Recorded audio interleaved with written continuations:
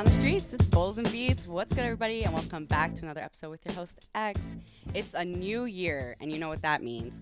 We have no more room for unhappiness. It is 2025, okay? Yes. The people pleaser era is over.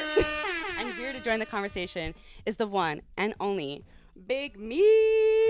Thank you so much. Oh my God, I'm so excited to be here. Thank you. I'm excited for you to be here. So for those of you that don't know, obviously Michelle is my amazing friend, but she's also an inspiration to the cannabis and music industry. So for those that don't know who you are or what you do, let them know who you are. Okay, yeah. So my name is Mish. My name is Michelle as well. And yeah, I've been in the cannabis industry for about like 8 years now. And yeah, I've just overall been a creative, an artist, singer-songwriter, event planner, and manager in the retail space for cannabis. So it's been a wild ride, lots of stores, meeting a lot of people, and like literally just growing and, you know, seeing where this takes me. So yeah. People look at you, they're like, how did you even get there? Yes. Yeah. But what they don't know is what goes on behind the scenes. All Yes. the little disasters, like having to cut people off, having people come for your position. Yes. Trying to help people with opportunities, and then they just take it from you and don't even give you credit. Yeah, like I think the biggest thing for me is that like I think I really had to learn how to like put up my boundaries and learn how to like separate friends, family, and work, because you know it can get that's a good dangerous one. when people think you're your friend, they're your friend, but you're not just their friend, you're their boss, right? So, And that's where the struggle between being a people pleaser and being a boss happens. yes, Because it's like you're trying to help people, you're trying to give them opportunities, but if you people please them too much, they'll take advantage. yes, Which I saw happen to you. yeah, and Guys, I think, it's crazy. Like, yeah, I think like for me, like I've always just been such a nice person, and I'm not used to people trying to take advantage of me. But I think the one thing that I really did try to do was just be fair to everybody, because I thought that if I was fair, then people would respect me. But I think I realized that even if you're fair, someone's always going to think that something's unfair. Like you're always going to be the villain in somebody's story. And you just have to know that you have to put yourself first in any situation, because if you don't, you might end up falling behind. You know, if you keep putting other people before you, at the end of it, you're going to be left with nothing. So you always have to preserve your own, you know, no, peace, absolutely. you And know? that was even something I went through just personally, like not even as a boss, just as like a personal relationship. I kept like doing the most for some of the friends that I used to have, and I wasn't getting that back.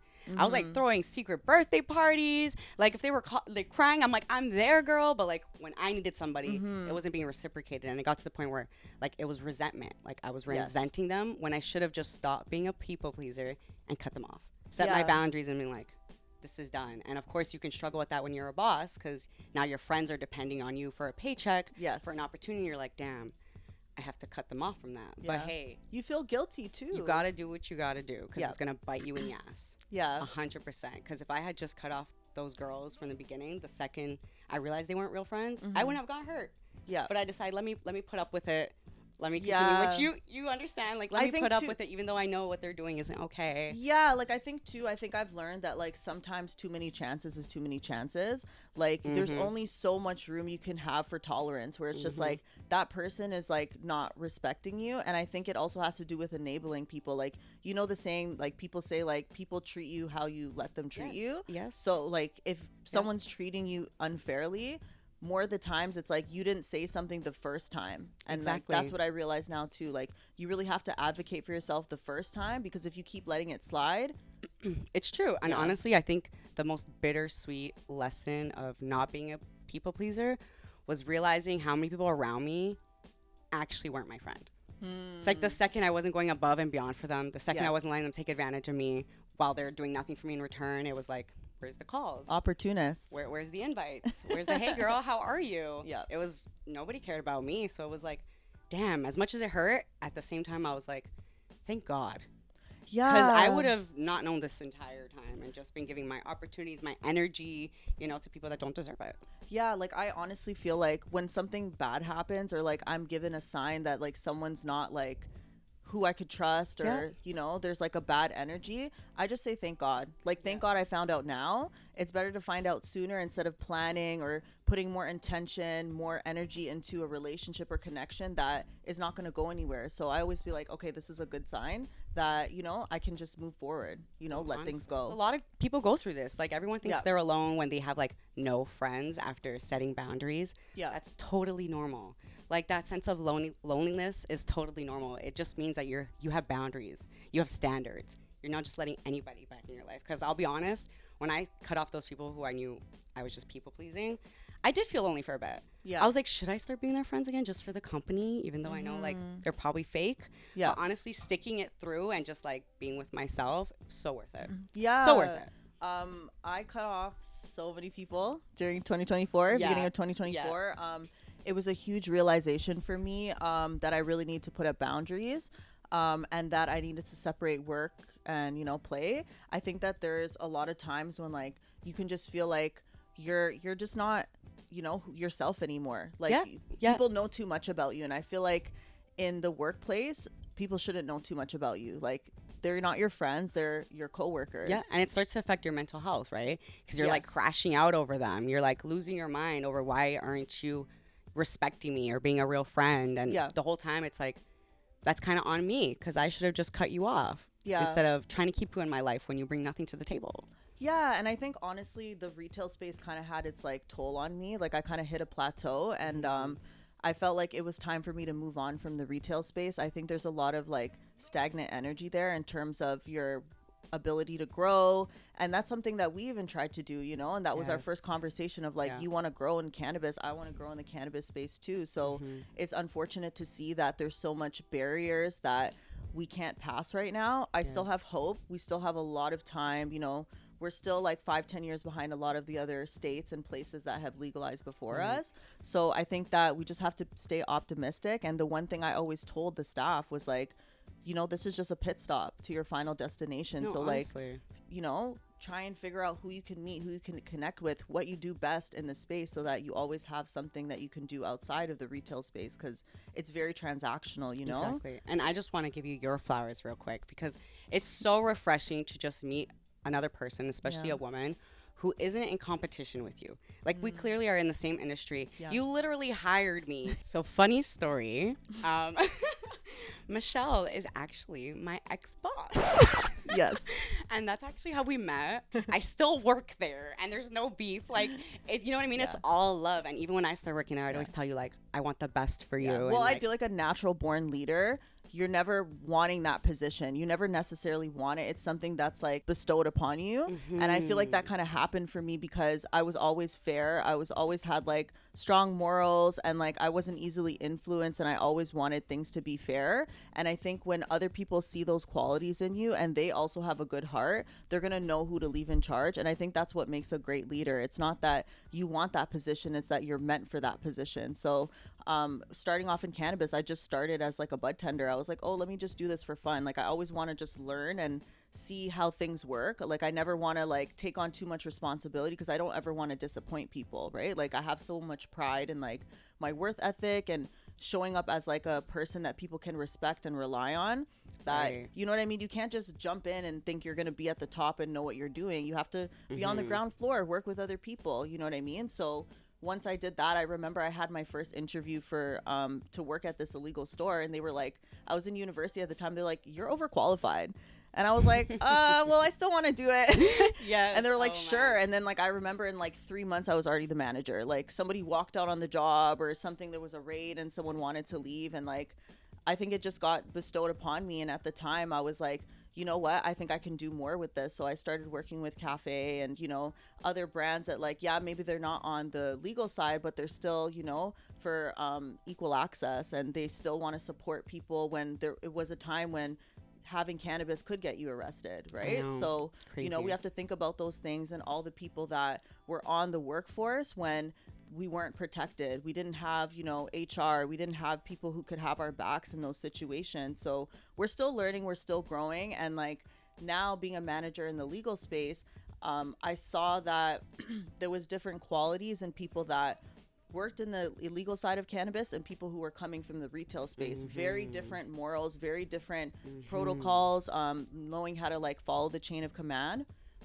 And then I think coming from the gray market side, you had a lot of leeway to just go at the top very fast, right? So once you brought those qualities into the legal space, you can't do that. You can't think that you're going to get it all, right? But we're used to that mindset. So when you know a lot about cannabis, it can really make a difference in the retail space, because a lot of people, you know, they could know how to run a store, they know how to talk to people, but if you don't know anything about cannabis, you kind of are on like the bottom floor. You're just, you know, the drawing board, right? Mm-hmm. So speaking of when we met, at the time, I remember we weren't really hiring. Like, we were really slow, but I remember like seeing her around and like doing stuff here and there. I was like, oh my God, she's so cool. And I think we had met a couple times and but we were already connected. Like, and that's, okay. So that's the one thing about the cannabis space. I'll say, like, if you're like not in the space, you don't know anything. Like, I'll talk about events and people won't know what I'm talking about. Right. So when you approached me, I really respected it, because it was like, you went out of your way, you had intentions, you knew what you wanted, and you were like, hey, I want this. And, you know, unfortunately with the other stores not working out, right? Obviously. Thank you. I appreciate that. Yeah, thank you. No, that meant a lot. As a woman, you almost have to like work twice as hard to get the same amount of respect for people to take you seriously. Yes. Because I remember like when I first came into the store, when you hired me, like, nobody took me seriously. They were like, who is this little girl that doesn't know anything? And I'm like, what do you mean? I like, know. I'm BowlzNBeatz. I know, right? And like, I feel like people get intimidated too when like they feel like you know more than them, because they feel like they're like replaceable now. And it's like, people need to start remembering that it's not about like what other people can do and how that interferes with you. It's how you can collaborate, because two minds are better than one. That's every person I want to work with in cannabis and music, any relationship I have, they have to be passionate, you know? For sure. And when people see you have passion, you have that drive, you have that potential, unfortunately sometimes it can cause tension, right? Yes. It can cause tension. Yes. And I feel like my biggest regret when I started in the cannabis industry actually is being a people pleaser.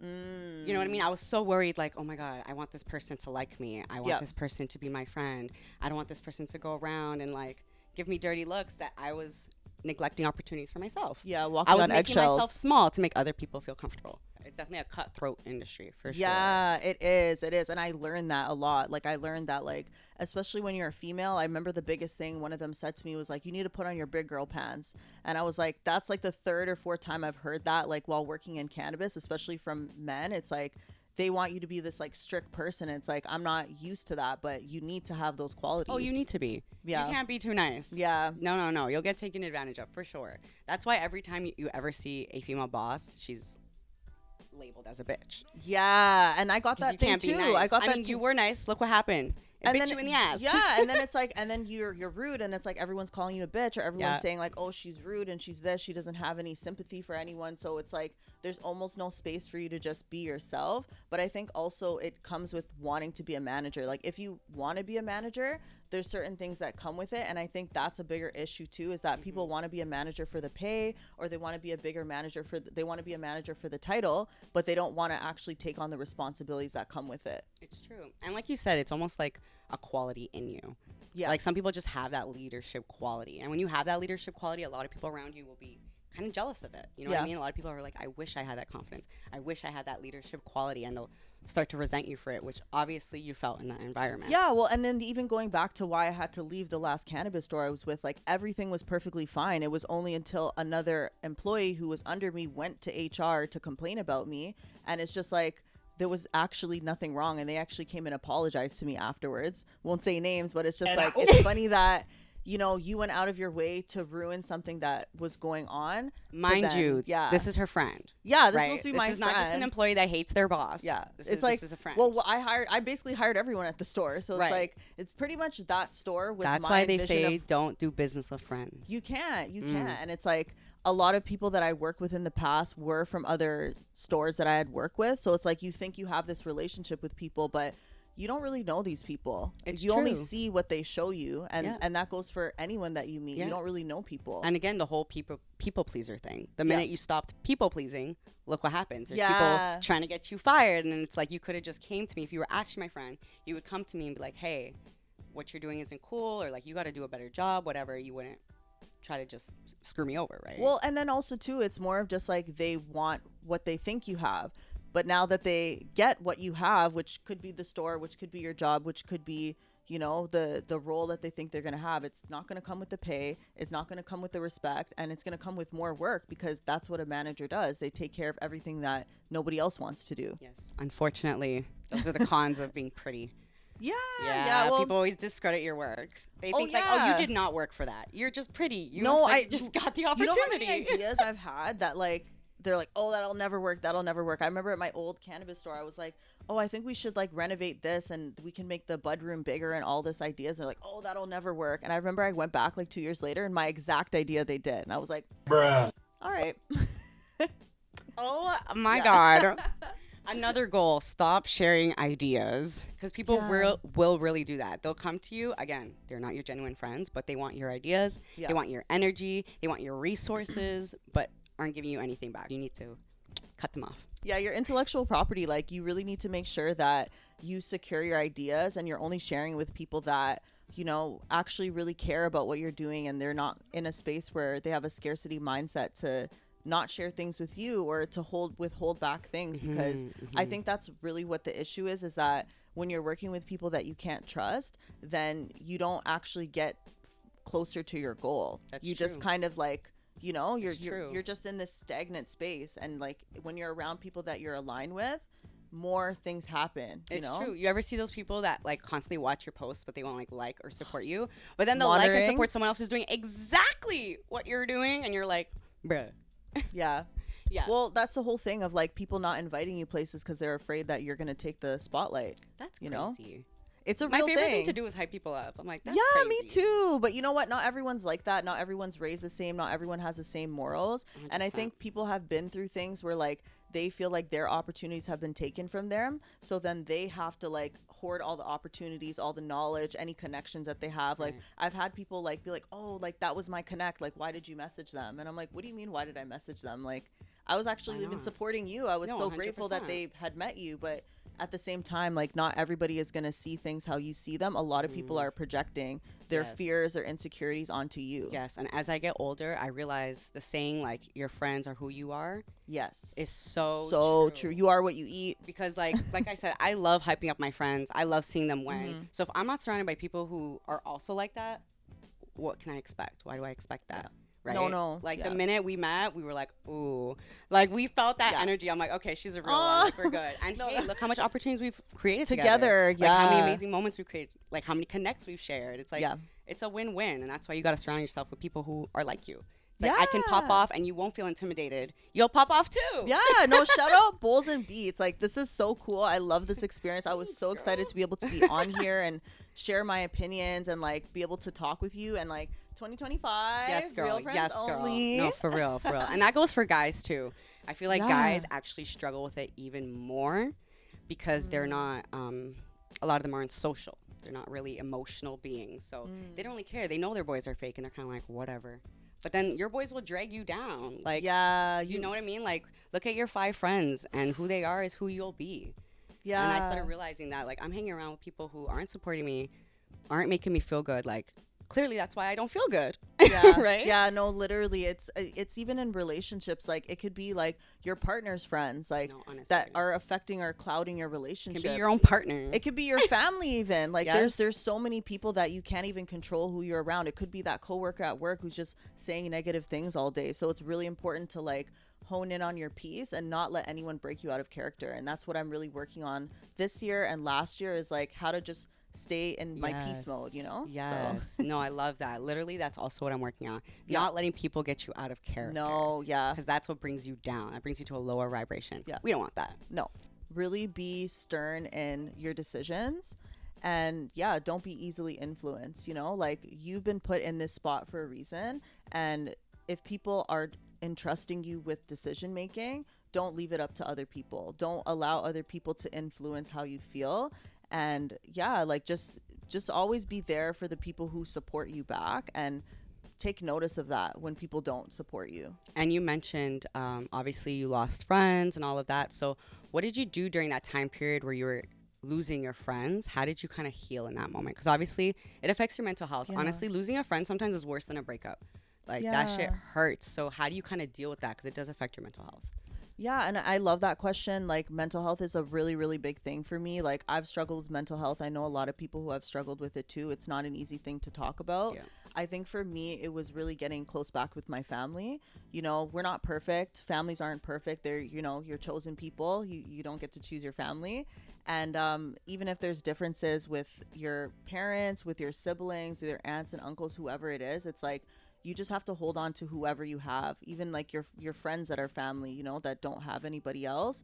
And yeah, don't ever feel like you have to search for people to be there for you, because they're really right there beside you. And if they're not, then they're not your people, you know. And I think lastly is giving people grace. Like, I think there's some times when like we expect people to be there for us the way that we're there for them, but we can't hold it against them when they can't, because not everybody can be there for us. So yeah, I think the biggest thing for me in terms of when I left the space was to really get back into my craft, to really get creative again, to find other things again that I was passionate about that were outside of cannabis. Because she does make music. Yes, I do make music. I'm also doing some acting now. I've been doing background for a while, but more featured roles now. And yeah, I really love that experience to explore my talents outside of being a manager, because like, I don't want that to be my whole life. You know, I don't want to be known as like the manager. I want to be known as Michelle, Mish, the person, the creative, the singer-songwriter, you know? Yeah, the person who's just genuine. Like, and obviously, I know you smoke cannabis, but how has music helped you heal as well? Yeah, that's a great question. Music has been really, really healing. To be able to put my thoughts onto paper, then, you know, into music in real time, like, it's something that I'll never take for granted. It's a privilege to be able to create. And I think it's really important to speak about messages that are real and like invoke emotion in people. And, you know, I'm not sitting here being like, oh, I want to make $1 million. I want to go on tour. Those are great things to want. But for me, it really is an outlet for me to get my emotions out and feel something and really just like pause in time. And I feel like cannabis does that too, you know? No, honestly. And I love that little saying that you said, it's a privilege to create. Yes. Because we're in a time where everybody's trying to get those viral clips, trying to get that viral song. And they forget that this creative industry in general is a privilege. Yes. Like a lot of our parents back home, you know, that immigrated from here didn't even have this privilege. No. My mom never even had the chance to think of creativity. No. She was too busy, like, popping out kids. Like, they were just trying to get here. Trying to survive. Yeah, working day to night. You know what I mean? So, yeah, a reminder. It is a privilege, you know, appreciate it, be grateful. And through that, you'll be able to achieve the outcome you want. Yeah. With your creativity, right?